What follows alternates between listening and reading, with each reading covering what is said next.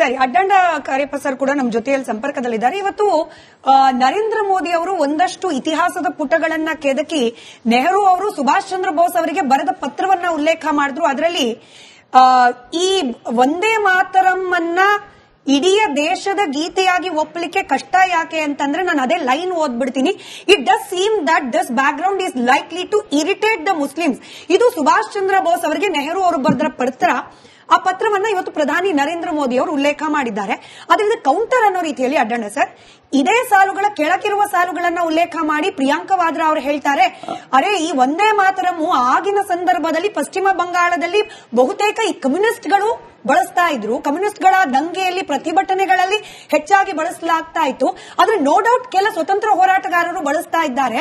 ಹಾಗಾಗಿ ನಾವು ಇದ್ರ ಬಗ್ಗೆ ಕೂಲಂಕುಷವಾಗಿ ಒಂದು ತನಿಖೆಯನ್ನ ಮಾಡಿ ಅದ್ರ ಬಗ್ಗೆ ಅಭಿಪ್ರಾಯವನ್ನ ಸಂಗ್ರಹಿಸಿ ನಂತರದಲ್ಲಿ ನಿರ್ಧಾರ ಮಾಡೋಣ ಅಂತ ಹೇಳಿ ನೆಹರು ಅವರು ಬರೆದಿದ್ದಾರೆ. ಇದನ್ನ ಡೆಲಿಬರೇಟ್ ಆಗಿ ಮೋದಿ ಅವರು ಹೈಡ್ ಮಾಡ್ತಿದ್ದಾರೆ ಅನ್ನೋ ಆರೋಪ. ನಾವು ಇವಾಗ ಯಾರ ನಿಜ ಅಂತ ಭಾವಿಸೋದು, ಮೋದಿ ಅವರದ್ದ, ಪ್ರಿಯಾಂಕಾ ವಾದ್ರಾ ಅವರದ್ದ? ನೋಡಿ, ನಾವು ಸತ್ಯದ ಇತಿಹಾಸವನ್ನ ನಂಬಬೇಕು. ಯಾಕೆಂದ್ರೆ ನರೇಂದ್ರ ಮೋದಿ ಅವರು ಸತ್ಯದ ಇತಿಹಾಸವನ್ನ ಯಾವಾಗ ಪ್ರಸ್ತಾಪಿಸ್ತಾರೋ ಆಗೆಲ್ಲ ಇವರಿಗೆ ಇರಿಟೇಟ್ ಆಗುತ್ತೆ.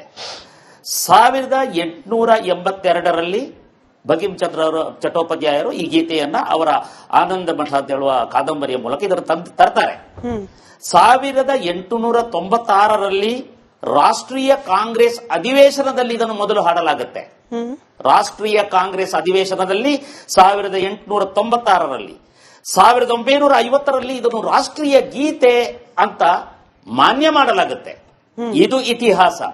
ಆದರೆ ಸ್ವಾತಂತ್ರ್ಯ ಚಳವಳಿಯಲ್ಲಿ ಈ ಪಶ್ಚಿಮ ಬಂಗಾಳ ಅಂತ ಹೇಳುವ ಒಂದು ಪ್ರದೇಶ ಇದೆಯಲ್ಲ, ಸುಭಾಷ್ ಚಂದ್ರ ಬೋಸ್ ಜನ್ಮ ಕೊಟ್ಟ ಜಾಗ, ಈ ಜಾಗದಲ್ಲಿ ಅನೇಕ ಕ್ರಾಂತಿಕಾರಿಗಳನ್ನ, ರಾಷ್ಟ್ರ ಭಕ್ತರನ್ನ ಈ ದೇಶಕ್ಕೆ ಕೊಡುಗೆಯಾಗಿ ಕೊಟ್ಟಿದೆ.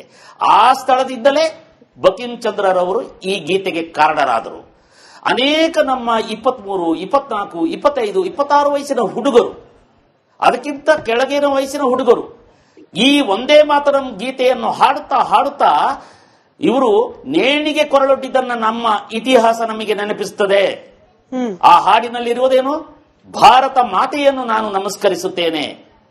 ಆ ಭಾರತ ಮಾತೆಯ ಮಡಿಲಲ್ಲಿರುವ ಎಲ್ಲ ಬೆಟ್ಟ ಗುಡ್ಡ ವನ್ಯ ಜೀವಿಗಳನ್ನು ನಾನು ನಮಸ್ಕರಿಸುತ್ತೇನೆ. ಪಶು ಪಕ್ಷಿಗಳನ್ನು ನಮಸ್ಕರಿಸುತ್ತೇನೆ. ಆಕೆ ಧಾರಿಣಿ, ಆಕೆ ಲಕ್ಷ್ಮಿ, ಆಕೆ ದುರ್ಗೆ, ಆಕೆಯ 10 ಕೈಗಳಲ್ಲಿರುವಂತಹ ಅನೇಕ ಶಸ್ತ್ರಗಳು ನಮ್ಮನ್ನು ರಕ್ಷಿಸಲಿಕ್ಕಾಗಿ, ಶತ್ರುಗಳ ಸಂಹಾರಕ್ಕಾಗಿ. ನೋಡಿ, ನಾನು ನೆನಪು ಮಾಡಿಕೊಡ್ತೇನೆ, ಕಾಂಗ್ರೆಸ್ ಅಧಿವೇಶನದಲ್ಲಿ ಪ್ರತಿ ವರ್ಷ ಒಬ್ಬೊಬ್ಬರ ಅಧ್ಯಕ್ಷರನ್ನು ಆಯ್ಕೆ ಮಾಡಲಾಗುತ್ತೆ. ಅದೇ ತರ ಒಬ್ರು ಮುಸಲ್ಮಾನರನ್ನ ಅಧ್ಯಕ್ಷರಾಗಿ ಮಾಡಲಾಗಿತ್ತು. ಯಾಕಂದ್ರೆ ಈ ಭಾರತ ಅಂತ ಹೇಳೋದು, ಈ ಹಿಂದೂ ಧರ್ಮ ಅಂತ ಹೇಳೋದು ಎಲ್ಲವನ್ನು ಒಳಗೊಂಡಿದೆ. ಏಕೋಪಾಸಕರನ್ನು ನಾವು ಪ್ರೀತಿಸ್ತೀವಿ, ಒಂದೇ ದೇವತೆಯನ್ನು ಆರಾಧಿಸುವವರನ್ನು ನಾವು ಗೌರವಿಸ್ತೀವಿ, ಹಾಗೆ 300 ಕೋಟಿ ದೇವರನ್ನು ಆರಾಧಿಸುವವರನ್ನು ಗೌರವಿಸುವ, ಎಲ್ಲರನ್ನು ಅಪ್ಪಿಕೊಳ್ಳುವ, ಎಲ್ಲರನ್ನು ತಬ್ಬಿಕೊಳ್ಳುವ ಈ ಧರ್ಮದಲ್ಲಿ, ಈ ದೇಶದಲ್ಲಿ ಎಲ್ಲರೂ ಸುಖದಿಂದ ನೆಮ್ಮದಿಯಿಂದ ಹಿಂದೂಗಳಿಂದ ಚೆನ್ನಾಗಿ ಬದುಕುತ್ತಿದ್ದಾರೆ. ಅದಕ್ಕೆ ಹೇಳ್ತಾ ಇದ್ದೀನಿ. ಈ ಹಾಡು ಇದೆಯಲ್ಲ, ಈ ಹಾಡಿಗೆ ಒಬ್ಬ ಕಾಂಗ್ರೆಸ್ಸಿನ ಮುಸಲ್ಮಾನ ಅಧ್ಯಕ್ಷ ಆಗಿದ್ದವರು ಮೊದಲ ಬಾರಿಗೆ ಇದಕ್ಕೆ ಆಕ್ಷೇಪ ವ್ಯಕ್ತಪಡಿಸಿದರು. ಆಗ ಕಾಂಗ್ರೆಸ್ ದಿಗಿಲುಗೊಂಡಿದ್ದು. ಮುಸ್ಲಿಮರ ತುಷ್ಟೀಕರಣವನ್ನೇ ತನ್ನ ಬಂಡವಾಳನಾಗಿ ಮಾಡಿಕೊಂಡು ಬಂದಿರುವ ಕಾಂಗ್ರೆಸ್ಸಿಗೆ ಈ ಹಾಡು ಅವರಿಗೆ ಇಷ್ಟದ ಹಾಡಾಗಲಿಲ್ಲ. ಜವಾಹರಲಾಲ್ ನೆಹರು ಅವರಿಗೆ ಇದು ಗೊತ್ತಾಯಿತು. ಅವರು ರಾಷ್ಟ್ರೀಯ ಕಾಂಗ್ರೆಸ್ನಲ್ಲಿ ಇದ್ರಲ್ಲ, ಸುಭಾಷ್ ಚಂದ್ರ ಬೋಸ್ ಅವರು ಇದ್ರಲ್ಲ. ಸುಭಾಷ್ ಚಂದ್ರ ಬೋಸ್ ಅವರು ವೆಸ್ಟ್ ಬೆಂಗಾಳದಿಂದ ಬಂದವರು. ಒಬ್ಬ ಮುಸ್ಲಿಂ ಅಧ್ಯಕ್ಷ ಈ ತರದ ತಕರಾರು ಎತ್ತಿದಾಗ, ಮತ್ತೆ ಈ ಹಾಡನ್ನು ಹಾಡಬಾರದು ಅಂತ ಹೇಳಿ ಅವರು ಅಧ್ಯಕ್ಷ ಪೀಠದಿಂದ ಘೋಷಣೆ ಮಾಡಿದಾಗ, ಯಾರು ಹಾಡಲಿಕ್ಕೆ ನೇಮಕಗೊಂಡಿದ್ದರೋ ಅವರು ಹಠ ಬಿಡದೆ ಹಾಡನ್ನು ಹಾಡಿಯೇ ಹಾಡಿದರು. ಆಗ ಅಧ್ಯಕ್ಷರು ಬಹಿಷ್ಕರಿಸಿ ಹೋದರು. ಇದು ಕಾಂಗ್ರೆಸ್ಸಿನ ಅಧಿವೇಶನಗಳ ಇತಿಹಾಸದಲ್ಲಿದೆ.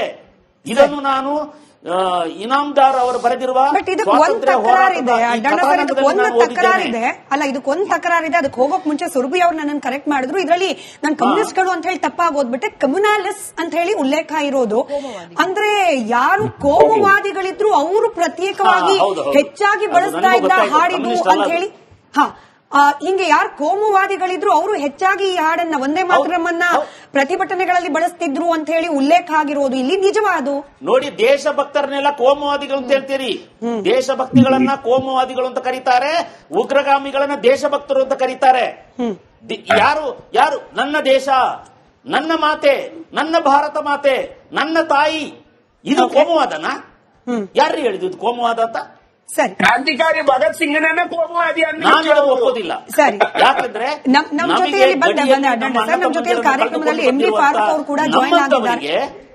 ಬಂದೆ ಸರಿ, ಅಡ್ಡಂಡ ಕಾರ್ಯಪ್ಪ ಸರ್ ಕೂಡ ನಮ್ಮ ಜೊತೆಯಲ್ಲಿ ಸಂಪರ್ಕದಲ್ಲಿದ್ದಾರೆ. ಇವತ್ತು ನರೇಂದ್ರ ಮೋದಿ ಅವರು ಒಂದಷ್ಟು ಇತಿಹಾಸದ ಪುಟಗಳನ್ನ ಕೆದಕಿ ನೆಹರು ಅವರು ಸುಭಾಷ್ ಚಂದ್ರ ಬೋಸ್ ಅವರಿಗೆ ಬರೆದ ಪತ್ರವನ್ನ ಉಲ್ಲೇಖ ಮಾಡಿದ್ರು. ಅದರಲ್ಲಿ ಈ ವಂದೇ ಮಾತರಂ ಅನ್ನ ಇಡೀ ದೇಶದ ಗೀತೆಯಾಗಿ ಒಪ್ಪಲಿಕ್ಕೆ ಕಷ್ಟ ಯಾಕೆ ಅಂತಂದ್ರೆ ನಾನು ಅದೇ ಲೈನ್ ಓದ್ಬಿಡ್ತೀನಿ. It does seem that this background is likely to irritate the Muslims.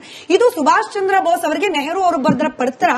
ಆ ಪತ್ರವನ್ನ ಇವತ್ತು ಪ್ರಧಾನಿ ನರೇಂದ್ರ ಮೋದಿ ಅವರು ಉಲ್ಲೇಖ ಮಾಡಿದ್ದಾರೆ.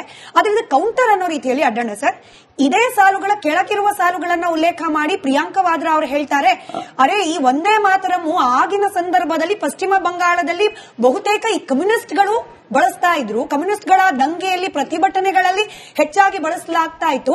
ಆದ್ರೆ ನೋ ಡೌಟ್ ಕೆಲ ಸ್ವತಂತ್ರ ಹೋರಾಟಗಾರರು ಬಳಸ್ತಾ ಇದ್ದಾರೆ. ಹಾಗಾಗಿ ನಾವು ಇದ್ರ ಬಗ್ಗೆ ಕೂಲಂಕುಷವಾಗಿ ಒಂದು ತನಿಖೆಯನ್ನ ಮಾಡಿ ಅದ್ರ ಬಗ್ಗೆ ಅಭಿಪ್ರಾಯವನ್ನ ಸಂಗ್ರಹಿಸಿ ನಂತರದಲ್ಲಿ ನಿರ್ಧಾರ ಮಾಡೋಣ ಅಂತ ಹೇಳಿ ನೆಹರು ಅವರು ಬರೆದಿದ್ದಾರೆ. ಇದನ್ನು ಡೆಲಿಬರೇಟ್ ಆಗಿ ಮೋದಿ ಅವರು ಹೈಡ್ ಮಾಡ್ತಿದ್ದಾರೆ ಅನ್ನೋ ಆರೋಪ. ನಾವಿವಾಗ ಯಾರ ನಿಜ ಅಂತ ಭಾವಿಸೋದು, ಮೋದಿ ಅವರದ್ದ, ಪ್ರಿಯಾಂಕಾ ವಾದ್ರಾ ಅವರದ್ದ? ನೋಡಿ, ನಾವು ಸತ್ಯದ ಇತಿಹಾಸವನ್ನ ನಂಬಬೇಕು. ಯಾಕೆಂದ್ರೆ ನರೇಂದ್ರ ಮೋದಿ ಅವರು ಸತ್ಯದ ಇತಿಹಾಸವನ್ನ ಯಾವಾಗ ಪ್ರಸ್ತಾಪಿಸ್ತಾರೋ ಆಗೆಲ್ಲ ಇವರಿಗೆ ಇರಿಟೇಟ್ ಆಗುತ್ತೆ. 1882ರಲ್ಲಿ ಬಂಕಿಂ ಚಂದ್ರ ಚಟ್ಟೋಪಾಧ್ಯಾಯರು ಈ ಗೀತೆಯನ್ನ ಅವರ ಆನಂದ ಮಠ ಅಂತ ಹೇಳುವ ಕಾದಂಬರಿಯ ಮೂಲಕ ಇದರ ತರ್ತಾರೆ. 1896ರಲ್ಲಿ ರಾಷ್ಟ್ರೀಯ ಕಾಂಗ್ರೆಸ್ ಅಧಿವೇಶನದಲ್ಲಿ ಇದನ್ನು ಮೊದಲು ಹಾಡಲಾಗುತ್ತೆ. ರಾಷ್ಟ್ರೀಯ ಕಾಂಗ್ರೆಸ್ ಅಧಿವೇಶನದಲ್ಲಿ 1896ರಲ್ಲಿ. 1950ರಲ್ಲಿ ಇದನ್ನು ರಾಷ್ಟ್ರೀಯ ಗೀತೆ ಅಂತ ಮಾನ್ಯ ಮಾಡಲಾಗುತ್ತೆ. ಇದು ಇತಿಹಾಸ. ಆದರೆ ಸ್ವಾತಂತ್ರ್ಯ ಚಳವಳಿಯಲ್ಲಿ ಈ ಪಶ್ಚಿಮ ಬಂಗಾಳ ಅಂತ ಹೇಳುವ ಒಂದು ಪ್ರದೇಶ ಇದೆಯಲ್ಲ, ಸುಭಾಷ್ ಚಂದ್ರ ಬೋಸ್ಗೆ ಜನ್ಮ ಕೊಟ್ಟ ಜಾಗ, ಈ ಜಾಗದಲ್ಲಿ ಅನೇಕ ಕ್ರಾಂತಿಕಾರಿಗಳನ್ನ, ರಾಷ್ಟ್ರ ಭಕ್ತರನ್ನ ಈ ದೇಶಕ್ಕೆ ಕೊಡುಗೆಯಾಗಿ ಕೊಟ್ಟಿದೆ. ಆ ಸ್ಥಳದಿಂದಲೇ ಬಂಕಿಂ ಚಂದ್ರರವರು ಈ ಗೀತೆಗೆ ಕಾರಣರಾದರು. ಅನೇಕ ನಮ್ಮ 23, 24, 25, 26 ವಯಸ್ಸಿನ ಹುಡುಗರು, ಅದಕ್ಕಿಂತ ಕೆಳಗಿನ ವಯಸ್ಸಿನ ಹುಡುಗರು ಈ ವಂದೇ ಮಾತರಂ ಗೀತೆಯನ್ನು ಹಾಡುತ್ತಾ ಇವರು ನೇಣಿಗೆ ಕೊರಳೊಡ್ಡಿದ್ದನ್ನ ನಮ್ಮ ಇತಿಹಾಸ ನಮಗೆ ನೆನಪಿಸುತ್ತದೆ. ಆ ಹಾಡಿನಲ್ಲಿರುವುದೇನು? ಭಾರತ ಮಾತೆಯನ್ನು ನಾನು ನಮಸ್ಕರಿಸುತ್ತೇನೆ. ಆ ಭಾರತ ಮಾತೆಯ ಮಡಿಲಲ್ಲಿರುವ ಎಲ್ಲ ಬೆಟ್ಟ ಗುಡ್ಡ ವನ್ಯ ಜೀವಿಗಳನ್ನು ನಾನು ನಮಸ್ಕರಿಸುತ್ತೇನೆ. ಪಶು ಪಕ್ಷಿಗಳನ್ನು ನಮಸ್ಕರಿಸುತ್ತೇನೆ. ಆಕೆ ಧಾರಿಣಿ, ಆಕೆ ಲಕ್ಷ್ಮಿ, ಆಕೆ ದುರ್ಗೆ, ಆಕೆಯ 10 ಕೈಗಳಲ್ಲಿರುವಂತಹ ಅನೇಕ ಶಸ್ತ್ರಗಳು ನಮ್ಮನ್ನು ರಕ್ಷಿಸಲಿಕ್ಕಾಗಿ, ಶತ್ರುಗಳ ಸಂಹಾರಕ್ಕಾಗಿ. ನೋಡಿ, ನಾನು ನೆನಪು ಮಾಡಿಕೊಡ್ತೇನೆ, ಕಾಂಗ್ರೆಸ್ ಅಧಿವೇಶನದಲ್ಲಿ ಪ್ರತಿ ವರ್ಷ ಒಬ್ಬೊಬ್ಬರ ಅಧ್ಯಕ್ಷರನ್ನು ಆಯ್ಕೆ ಮಾಡಲಾಗುತ್ತೆ. ಅದೇ ತರ ಒಬ್ರು ಮುಸಲ್ಮಾನರನ್ನ ಅಧ್ಯಕ್ಷರಾಗಿ ಮಾಡಲಾಗಿತ್ತು. ಯಾಕಂದ್ರೆ ಈ ಭಾರತ ಅಂತ ಹೇಳೋದು, ಈ ಹಿಂದೂ ಧರ್ಮ ಅಂತ ಹೇಳೋದು ಎಲ್ಲವನ್ನು ಒಳಗೊಂಡಿದೆ.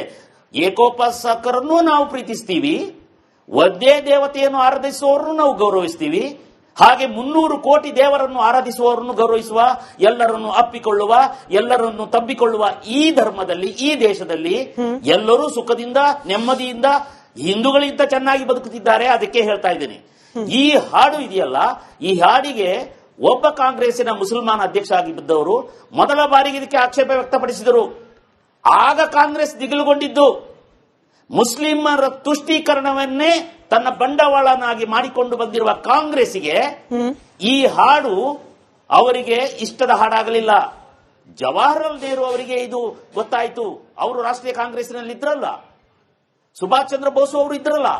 ಸುಭಾಷ್ ಚಂದ್ರ ಬೋಸ್ ಅವರು ವೆಸ್ಟ್ ಬೆಂಗಾಳದಿಂದ ಬಂದವರು. ಒಬ್ಬ ಮುಸ್ಲಿಂ ಅಧ್ಯಕ್ಷ ಈ ತರದ ತಕರಾರು ಎತ್ತಿದಾಗ, ಮತ್ತೆ ಈ ಹಾಡನ್ನು ಹಾಡಬಾರದು ಅಂತ ಹೇಳಿ ಅವರು ಅಧ್ಯಕ್ಷ ಪೀಠದಿಂದ ಘೋಷಣೆ ಮಾಡಿದಾಗ, ಯಾರು ಹಾಡಲಿಕ್ಕೆ ನೇಮಕಗೊಂಡಿದ್ದರೋ ಅವರು ಹಠ ಬಿಡದೆ ಹಾಡನ್ನು ಹಾಡಿಯೇ ಹಾಡಿದರು. ಆಗ ಅಧ್ಯಕ್ಷರು ಬಹಿಷ್ಕರಿಸಿ ಹೋದರು.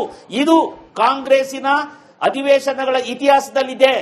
ಇದನ್ನು ನಾನು ಇನಾಮ್ದಾರ್ ಅವರು ಬರೆದಿರುವ ಬಟ್ ಇದಕ್ಕೆ ಒಂದು ತಕರಾರಿದೆ ಅಡ್ಡಣ್ಣ ಸರ್, ಇದಕ್ಕೆ ಒಂದು ತಕರಾರಿದೆ ಅಲ್ಲ, ಇದಕ್ಕೊಂದು ತಕರಾರಿದೆ. ಅದಕ್ಕೆ ಹೋಗೋಕ್ ಮುಂಚೆ ಸುರಭಿ ಅವ್ರು ನನ್ನನ್ನು ಕರೆಕ್ಟ್ ಮಾಡಿದ್ರು. ಇದರಲ್ಲಿ ನಾನು ಕಮ್ಯುನಿಸ್ಟ್ಗಳು ಅಂತ ಹೇಳಿ ತಪ್ಪಾಗಿ ಓದ್ಬಿಟ್ಟೆ, ಕಮ್ಯುನಾಲಿಸ್ ಅಂತ ಹೇಳಿ ಉಲ್ಲೇಖ ಇರೋದು. ಅಂದ್ರೆ ಯಾರು ಕೋಮುವಾದಿಗಳಿದ್ರು ಅವರು ಪ್ರತ್ಯೇಕವಾಗಿ ಹೆಚ್ಚಾಗಿ ಬಳಸ್ತಾ ಇದ್ದ ಹಾಡಿದು ಅಂತ ಹೇಳಿ, ಹಿಂಗೆ ಯಾರು ಕೋಮುವಾದಿಗಳಿದ್ರು ಅವರು ಹೆಚ್ಚಾಗಿ ಈ ಹಾಡನ್ನ ವಂದೇ ಮಾತರಮನ್ನ ಪ್ರತಿಭಟನೆಗಳಲ್ಲಿ ಬಳಸ್ತಿದ್ರು ಅಂತ ಹೇಳಿ ಉಲ್ಲೇಖ ಆಗಿರೋದು ಇಲ್ಲಿ ನಿಜವಾದು. ನೋಡಿ, ದೇಶಭಕ್ತರನ್ನೆಲ್ಲ ಕೋಮುವಾದಿಗಳು ಅಂತ ಹೇಳ್ತೀರಿ. ದೇಶಭಕ್ತಿಗಳನ್ನ ಕೋಮುವಾದಿಗಳು ಅಂತ ಕರೀತಾರೆ, ಉಗ್ರಗಾಮಿಗಳನ್ನ ದೇಶಭಕ್ತರು ಅಂತ ಕರೀತಾರೆ. ಯಾರು ನನ್ನ ದೇಶ, ನನ್ನ ಮಾತೆ, ನನ್ನ ಭಾರತ ಮಾತೆ, ನನ್ನ ತಾಯಿ, ಇದು ಕೋಮುವಾದನ? ಯಾರು ಹೇಳಿದ್ದು ಇದು ಕೋಮುವಾದ ಅಂತ? ಸರಿ, ಕ್ರಾಂತಿಕಾರಿ ಭಗತ್ ಸಿಂಗ್ನನ್ನ ಕೋಮುವಾದಿ ನಾನು ಒಪ್ಪೋದಿಲ್ಲ. ಸರಿ, ಯಾಕಂದ್ರೆ ನಮ್ಮ ಜೊತೆಯಲ್ಲಿ ನಮ್ಮ ಜೊತೆಯಲ್ಲಿ ಕಾರ್ಯಕ್ರಮದಲ್ಲಿ ಎಂ ಬಿ ಫಾರೂಕ್ ಅವರು ಕೂಡ ಜಾಯಿನ್ ಆಗಿದ್ದಾರೆ. ಬಂದೆ